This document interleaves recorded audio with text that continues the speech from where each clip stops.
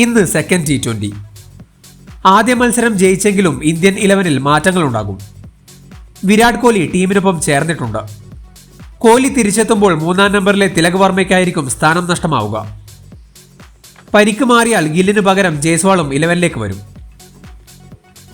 ഇൻഡോറിലെ ഹോൾക്കർ സ്റ്റേഡിയത്തിലാണ് മത്സരം. ആദ്യ മാച്ചിലെ അത്ര തണുപ്പ് ഇവിടെയുണ്ടാകില്ല. എന്നാൽ ബാറ്റിംഗിന് അനുകൂലമായ സാഹചര്യം തന്നെയായിരിക്കും കാണാനാവുക. വിക്കറ്റ് കീപ്പറായി ജിതേഷ് ശർമ്മയ്ക്ക് വീണ്ടും അവസരം കിട്ടും. അക്ഷർ, സുന്ദർ എന്നിവരിൽ ഒരാൾക്ക് പകരം ഒരു എക്സ്ട്രാ ബാറ്ററെ കളിപ്പിച്ചാൽ മാത്രമായിരിക്കും സഞ്ജുവിന് കളിക്കാനാവുക. അത് സംഭവിച്ചാൽ ശിവം ഡുബൈക്ക് 4 ഓവറുകളും എറിയേണ്ടി വരും. എന്നാൽ ഈയൊരു സാഹചര്യത്തിന് വളരെ നേരിയ സാധ്യത മാത്രമാണുള്ളത്. മറ്റ് 2 ചേഞ്ചസും ഉറപ്പാണ്. വിരാട് കോഹ്ലിയുടെ അപ്രോച്ചായിരിക്കും ഏവരും ഉറ്റുനോക്കുന്ന ഒരു കാര്യം. നോർമലി പതിയെ തുടങ്ങുന്ന ശീലമാണ് T20-യിൽ കോഹ്ലിക്ക്.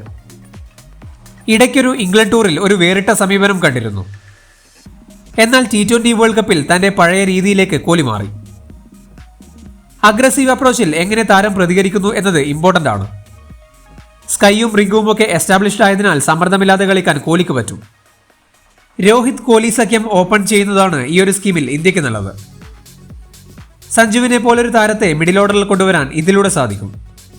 സ്കൈ കൂടി തിരിച്ചു വരുമ്പോൾ കൂടുതൽ കരുത്തായി മധ്യനിര മാറും.